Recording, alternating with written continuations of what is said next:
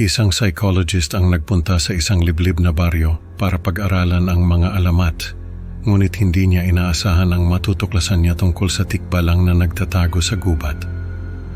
Sinasabing kaya nitong pasukin ang panaginip at realidad ng mga tao, at tila may mga matang laging nagmamasid mula sa dilim.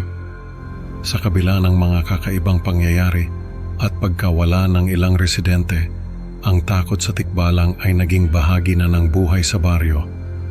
Pakinggan ang kwento ng mga misteryosong pagkawala at ang hindi maipaliwanag na takot na bumalot sa komunidad na ito. May isa akong kakilalang psychologist na nagpunta sa isang liblib na baryo para sa kanyang pag-aaral tungkol sa mga alamat at kung paano nito naaapektuhan ang mga komunidad na pinagmulan ng mga ito. Hindi niya binanggit sa akin kung ano ang baryo na iyon, pero sabi niya ay napapalibutan daw ng makapal na gubat ang lugar na iyon. Ang mga bahay ng mga tao ay nakatayo sa gitna ng mga puno at halaman. May mga kwento raw na kumakahalat sa baryo na iyon tungkol sa isang nilalang na naninirahan sa gubat. Ayon sa mga residente ay tinatawag nila itong tikbalang. May kakaibang kapangyarihan daw ang tikbalang na ito. Kaya raw nitong pasukin ang mga panaginip ng mga tao at hindi lang panaginip, kundi maging ang realidad ng mga ito. Parang laging may pakiramdam silang hindi totoo ang nakikita nila, na parang laging may nagmamasid. Maraming mga residente ang nagpatunay na totoo ang sinasabi nilang ito tungkol sa tikbalang.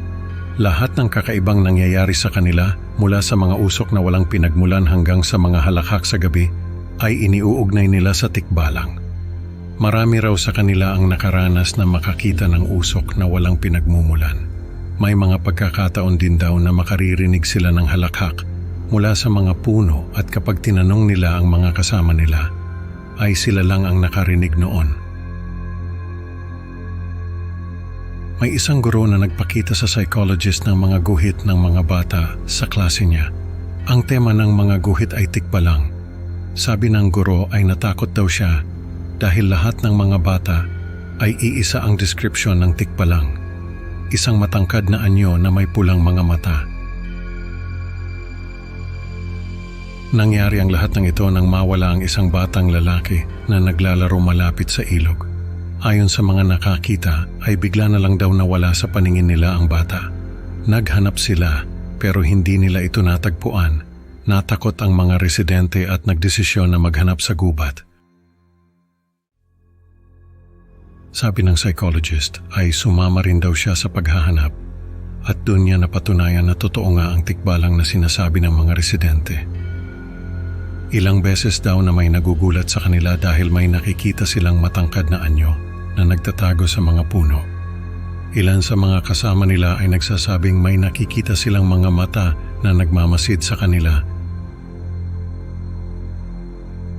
Ang lokal na hepe ng pulis na kasama nila ay hindi raw makapagpaliwanag kung bakit may mga usok na lumilitaw sa paligid nila. May mga pagkakataon din na makaririnig sila ng halakhak mula sa mga puno. Lahat daw sila ay nakarinig noon. Hindi nila natagpuan ang nawawalang bata. Sa halip ay naguwian sila na may dalang takot mula sa karanasan nila sa gubat. Ang psychologist ay nagulat dahil isa-isa raw na nagpakita ng mga kakaibang sintomas ang mga residente. May mga nagsasalita ng ibang wika na hindi nila maintindihan. May mga nagkakaroon ng mga marka sa katawan na hindi nila alam kung saan nanggaling. Ang psychologist ay hindi na raw alam kung paano ipapaliwanag ang mga nangyayari sa mga residente. Yung guro na nakausap niya ay nagkaroon ng masamang panaginip. Nagising daw ito na baligtad ang suot na damit. Lokal na tanda raw iyon na nilinlang ka ng tikbalang. Isang gabi ay maraming residente ang nawala. Isa na raw ng guro na kaibigan ng psychologist. Sabi niya ay hindi siya makatulog noon, kaya lumabas siya ng bahay. Nakita raw niya ang mga pulang mata na nagmamasid sa kanya mula sa dilim. Parang may malamig na hangin na dumaan sa likod niya, at sa sandaling iyon Alam niyang hindi siya nag-iisa. Natakot siya kaya nagkulong na lang siya sa kwarto. Kinabukasan ay nagdesisyon na siyang umalis sa baryo. Hindi na raw natagpuan ng mga nawawalang residente. Ang pagkawala nila ay nanatiling misteryo, pero hanggang ngayon may mga residente pa ring nagbabaka sakali at patuloy na naghahanap sa gubat, umaasang makikita pa sila. Yung guro ay nakalabas din sa gubat, pero nagkaroon na ng trauma dahil sa karanasan niya. Madalas daw siyang magising sa gabi, pawis na pawis at nanginginig. Ang psychologist naman, kahit bumalik na sa syudad, dala-dala pa rin ang takot at pag-aalala para sa mga naiwan sa baryo.